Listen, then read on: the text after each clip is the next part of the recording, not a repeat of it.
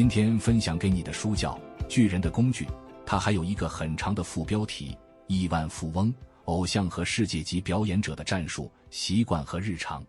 从书名就能看出来，这本书讲的是牛人们的方法论的。这本书自出版以来就饱受好评。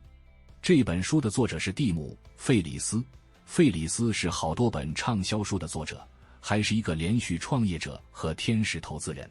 这是一本非常实用的书，它直截了当地告诉你，牛人们用什么方法工作、生活，这能启发你活得更有智慧。你好，欢迎来到意林读书，每天一本好书，带你踏上思维与财富的双重升级之旅。本书的作者费里斯访问过大概100-200位名人，这些人都是各个领域的一线大牛，然后他把访谈内容编排在一起，就成了这本书。但是这本书700多页，里面的人物实在太多，我们只能精选几位最有启发的分享给你。第一个是漫画作者斯科特·亚当斯，他告诉你，不要去追求实现一个什么具体的目标，而要发展一个系统。第二个是前美国海豹突击队队员杰克·威林克，他告诉你，真正的自由是自律，是你要对你的世界有极端所有权。第三个是硅谷风险投资人克里斯·萨卡，他告诉你，生活中的挑战应接不暇，你应该学会优先应对进攻型挑战。第一部分，斯科特·亚当斯的系统。我们先看第一个人物，漫画作者斯科特·亚当斯，他的呆伯特系列漫画今天同时在65个国家，使用25种语言，超过2000家报纸转载。亚当斯原本是个坐办公室的白领文员，刚开始画呆伯特漫画的时候，因为要上班，必须每天早上4点起来画。他是怎么坚持下来，取得今天这个成就的呢？亚当斯分享的最有价值的经验，大概是这么3条。第一条，要为自己建立一个系统，而不是定一个目标。亚当斯当年一边工作，一边业余画画和写作，这些给他带来的物质回报非常少，大概只相当于工资收入的 5%， 对生活几乎没有任何影响。当时他女朋友问他为什么要干这件事，亚当斯答不上来。亚当斯现在总结，他做的这个事情不是为了完成一个什么具体的目标，而是为了发展一个系统。所谓目标，你做这件事就是为了做好这件事，成功了就有回报，失败了就算白干。而亚当斯所谓的系统，则是一个连续变化的东西，或者是一项技能，或者是一个关系，比如夫妻关系。为了这个系统，你可以做各种项目，你可以要求自己养成什么习惯，你要的不是某个具体事件的成败，而是发展这个系统。亚当斯的博客写作就是一个系统，具体哪篇文章能不能获得收入，有多少读者阅读都不重要，重要的是能不能让这个系统不断的发展。他写博客没有任何具体的目标，这恰恰是系统的特征。怎么发展系统呢？亚当斯做了2个方面的事情。第一是要定期写，不能3天打鱼2天晒网。第二，要把博客当作一个研发平台，在上面做各种写作技术的测试。比如亚当斯测试了不同类型的话题，看哪个话题受读者欢迎。他还测试自己用各种不同的口吻写作，比如愤怒的口吻、幽默的口吻、批评的口吻等等，看哪一种感觉更受读者欢迎。时间长了，博客越写越多，亚当斯的写作系统就成长起来了。后来《华尔街日报》听说了他的博客，就邀请他开个专栏。亚当斯一上手，专栏马上大受欢迎。这是因为此时的亚当斯已经拥有了一个成熟的写作系统，他完全知道文章应该怎么写。亚当斯说，他写博客的时候，只知道这个博客壮大起来就会有各种可能性，但是他完全没有任何具体的目标。他并没有事先规划好，到什么时候去《华尔街日报》开专栏。你看，系统有了，一切都自然发生。亚当斯的第2条经验是，灵感更依赖身体，而不是大脑。如果你的写作技术已经比较成熟了，你最关心的就不是怎么写，而是写什么。亚当斯的专栏要保持高频率的更新，就必须要有大量的想法做后盾。那么他的想法都是从哪儿来的呢？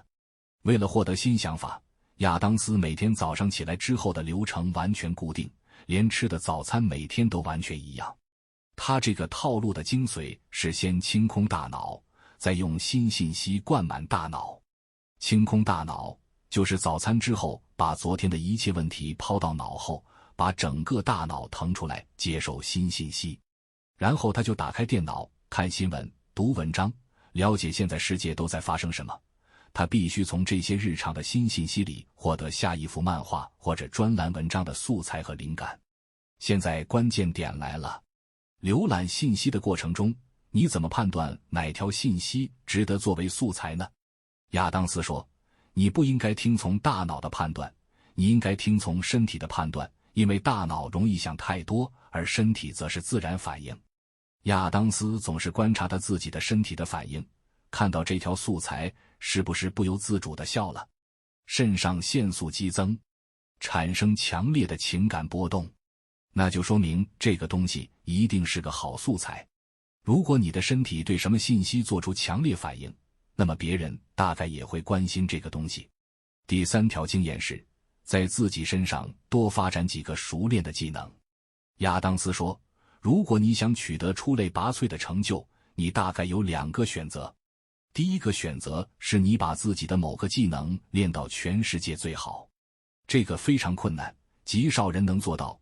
第二个选择是，你可以选择2项技能，把每一项技能都练到世界前 25% 的水平，这就比较容易。同时拥有2个能排在前 25% 的技能的人，其实是很少的。而如果你能把这2个技能结合起来去做一件事，你就可能取得了不起的成就。比如亚当斯自己，他不是世界上画画技能最好的，但是他的画画技能能达到前 25% 的水平。他写笑话的技能也不是全世界最好的，但是他写笑话的技能也能达到前 25% 的水平。现在他把这2项技能结合到一起，画呆伯特漫画，能做到这一点的人就太少了。而亚当斯其实还有第3个技能，那就是他此前坐办公室做了很多年，他特别懂办公室政治。办公室政治恰恰就是呆伯特漫画的主题，这就是3个厉害的技能放在一个人身上产生的化学反应。所以亚当斯给年轻人的建议是，不管你真正喜欢的领域是什么，你要努力在这个领域练到前 25%， 然后你最好再加1-2个领域。如果你不知道该加什么领域，亚当斯建议你练演讲。亚当斯说，演讲这个东西，只要是个人愿意苦练，就一定能练好。如果你是个 top 25% 的程序员，你们公司有很多也是 top 25% 的程序员，但是你同时还是一个 top 25% 的演讲者，那你天然就是其他那些程序员的领导啊。对于这个方法，这本书里说，有一个著名的作家马克·安德森也有类似的建议。他说，年轻人在大学最好能拿到2个不同学科的学位，这2个学科距离越远越好。比如工程加 MBA、法学加 MBA， 或者物理学加经济学。第2部分，威林克的方法论。接下来我们讲第2个人物，曾经担任过美国海军海豹突击队指挥官的杰克·威林克。他的心得是，真正的自由是自律，是你要对你的世界有极端所有权。这位威林克在海豹突击队服役20年，参与过伊拉克战争，回来以后负责西海岸所有海豹突击队队员的训练。退伍以后跟人合开了一家咨询公司，专门向商界传授军队的领导力和管理经验。2015年，威林克还出了一本书，叫《极端所有权：海豹突击队的领导方法与制胜策略》。这本书曾经在《纽约时报》畅销书排行榜名列第1。威林克的方法论主要有3条经验。第1条是，自律就是自由。订阅伊林读书的朋友都是战士，每天工作学习都好像战斗一样，都在想方设法提高自己，取得胜利。这种精神当然厉害，不过这里说的战士和战斗主要还是一种比喻。毕竟你的工作和学习都见不着血，就算偶尔失败了，也不至于有人就得牺牲生命。我们有时候自己给自己增加压力，搞个什么演习之类，其实多数情况下，最高目标也就是让领导满意而已。那如果一个人真的上过战场，见过血，面对过真正的敌人，自己一个错误决定就可能导致战友牺牲，这样的人是一种什么气质呢？有一个例子可以回答这个问题。为了这本书的访谈，作者费里斯特意把威林克请到自己家里，威林克还住了一晚。第二天早上8点，费里斯的女朋友把费里斯叫醒，说威林克好像5个小时之前就起床了，一直在看书。她作为女主人，都不知道该怎么招待。其实5个小时可能也不至于，威林克的正常习惯是每天早上4点45分起床做事。他早就退役了，但是保留了特种部队的纪律，还能连续做76个俯卧撑。费里斯就问威林克为什么非得早起，威林克说早起能让他获得一种在心理上战胜了敌人的感觉。威林克总觉得世界上的某个地方有个敌人，一手拿着冲锋枪，一手拿着手榴弹，等着跟他交锋。他已经不在军队，将来不会再上战场了，但是他总觉得有一天还会面对敌人。每天早上一睡醒，他就问自己，我现在做什么才能为那个时刻做好准备？然后他就起来了。威林克这个精神感染了很多美国人。现在 Twitter 上就有人组成了一个4点45分起床俱乐部。早起也是自律的体现。威林克的座右铭是自律等于自由。你为了获得真正的自由，就非得给自己设定一些限制。我们平时所谓的自由，比如说想要什么有什么，想做什么做什么，这个其实有2个弊端，不是真正的自由。一个弊端是选择悖论，你面临的选项太多，就容易挑花眼，根本不知道选什么好，幸福度反而下降了。还有一个弊端是决策疲劳。有个理论说，我们每一次做决定都会消耗一点意志力，选来选去什么都没干，就已经身心俱疲。这里我想补充一句，现代社会某些人得抑郁症，可能就是因为太自由了。表面上看什么都可以做，实际上做什么都没意思，也没意义。这样的自由就如同开了作弊码打电子游戏，玩一会儿之后面对的就是无尽的空虚。可是如果你是个特别自律的人，每天面对各种限制，有各种固定流程，你每时每刻都知道自己应该干什么，你反而获得了一种自主的感觉。所谓真正的自由，也就是财务自由、时间自由、免于疾病和贫困的自由。为了达到这样的目标，你必须自律才行，这个道理很明白。威林克的第2条经验是，要对自己拥有极端的所有权。海豹突击队在重大行动之前，负责整个海豹突击队的海军准将会召集所有分队指挥官开一个会，指挥官们就抓住这个机会赶紧向上级提要求。比如有的指挥官说，我们跟直升机的合练还不够，请求多派几架直升机。有的指挥官说，我们配发的靴子适合炎热天气，这次任务估计天气比较冷，希望能发新靴子。有的指挥官说，我们在沙漠行军，士兵跟外界失去联络很难受，最好能给 Wi-Fi 信号。准将一一答应了这些要求。威林克引以为荣的一个时刻是准将问到他这里，他的回答是，我们很好，长官。他没有提任何要求。威林克说，这个逻辑是这样的，我对我的世界有极端的所有权。如果我的队伍有问题，我自己就会解决，我不会等到这个时候向上级抱怨。反过来说，如果哪一天我真的跟上级说，老板，我需要这个，那我马上就能得到我需要的，因为上级明白，凡是我提出的要求，一定是我真的需要。威林克说，人们总爱抱怨上级没有给自己足够的支持，其实那根本就是你自己的错误。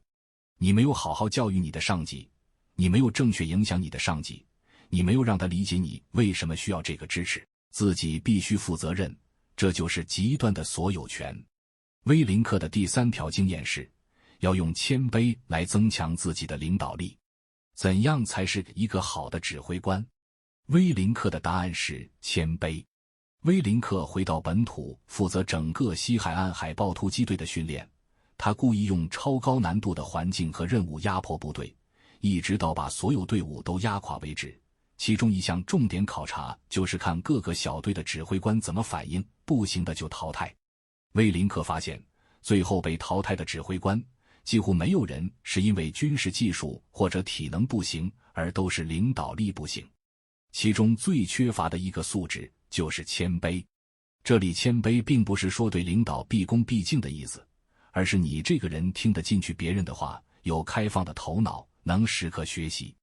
训练任务是故意让所有队伍都失败。有谦卑素质的指挥官回来，首先把责任归于自己。是我没控制好，我输了，咱们能不能复盘一下，看看我哪个地方做得不对？然后你给他指出不足，他马上记在笔记本上。而对比之下，傲慢自大的指挥官回来先指责别人，反正自己没错，他好像什么都知道，其实他连诚实的自我评估都做不到。那威林克是怎么自我评估的呢？他以一个第三人称的视角旁观自己。你正在做这件事，但是你能够时不时地跳出自己的身体，去观察你自己，我是不是生气了？我是不是太感情用事了？我是不是反应过度了？这个其实就有点像咱们中国人说的当局者迷，旁观者清，这等于是自己给自己提供及时反馈。做到这一点非常困难，这要求你在即使投入全部身心的情况下，仍然能在心里保持一个冷静的声音，给自己提个醒，这是谦卑的最高境界。第三部分，克里斯·萨卡的投资哲学。接下来我们来讲第三个人物，克里斯·萨卡。萨卡可能是硅谷最成功的风险投资人之一，据说身价超过10亿美元。萨卡曾经在 Google 担任过部门的经理，出来搞风险投资以后，有过多个神来之笔，像 Twitter、Uber、Instagram、Kickstarter 这些现在如雷贯耳的公司，萨卡都是在他们创业早期就投资了。他还上过福布斯杂志的封面。费里斯这本书里的萨卡是个有点性格的人，比如作为一个风险投资者，人们都把他当硅谷的人，毕竟他投的大部分公司都在硅谷，但是萨卡并不住硅谷，他住在加州一个山区里。萨卡为什么不住在浪潮中心呢？因为他是一个进攻的人。萨卡说，你在生活中面对的各种挑战可以分为2类，一类挑战是防守，也就是那些别人给你的挑战。别人给你任务，你想方设法完成，做成了也很有成就感，但是主动权是在别人手里。另外一类挑战是进攻，是你做自己想做的事情，主动权在自己手里。比如你的电子邮箱，其实就是你的防守任务列表。每一封邮件都是别人想让你干的事儿，如果你一直被邮箱左右，你就一直在防守。萨卡想进攻，所以他从2007年就搬离了距离硅谷30分钟车程的旧金山，跑到山里面去居住。萨卡不想再没完没了地见各种人，开各种会了。他在山里可以集中精力做一些自己想做的事情，学习新东西，建立一些真正有价值的长期关系。他住的地方正好是个滑雪胜地，景色很好。他就经常在周末邀请各路商业伙伴来家里玩，别人也愿意来，这样的关系显然更深入。这种长期的个人朋友关系是萨卡成功投资 Twitter 和 Uber 这些公司的关键。所以我们看，风险投资人肯定要认识很多人，而现在萨卡的特点是他已经不再被动地见很多人，而是主动地有选择地跟一些人建立更高水平的关系。这里面的关键词是主动。所谓进攻，就是要以我为主，积极主动。实际上萨卡早期也是这样，他知道风险投资人需要很多知识，对各行各业的情况都得有点了解。可是如果你在一个公司有份正式工作，你的工作能够给你提供的视野往往非常有限，那你就必须主动出击。当年萨卡的做法就是不论哪有重要会议，不论人家是否邀请了他，他都想方设法去听一下。在 Google 的时候，各种高层的会议，甚至创始人之间的会议，萨卡也去参加。他去开会，别人根本没请他，有时候人不好意思说他，有时候也会有人问他来干什么，这时候萨卡就说，我是来帮你们做会议记录的。然后他真的会把自己记的笔记发给与会者。你可能会问，像这样主动出击需要极高的情商，萨卡的情商是怎么练出来的呢？这本书说了萨卡很多小时候的故事。其实美国现在阶层也挺固化，连互联网行业这个全新行业的创业者通常也不是出自中等以下的家庭。萨卡的家庭就有点不一般，他的父母是有一定能力的人。美国学校的暑假长达2个半月，穷人家小孩就在家里瞎玩，有条件人家的小孩则可以参加各种培训班和夏令营。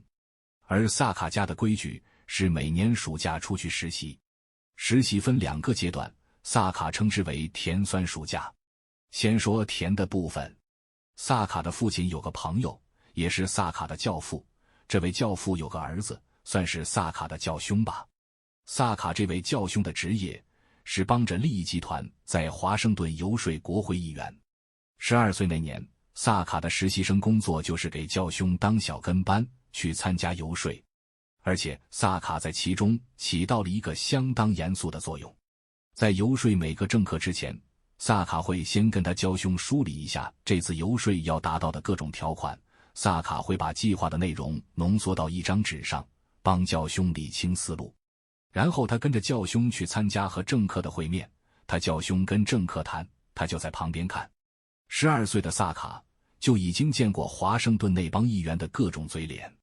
萨卡说，这种实习至少给了他3个收获：第一是获得了很多见识，第二是建立了强大的自信心，而更重要的第3条，通过总结谈话要点，他掌握了很强的讲故事能力。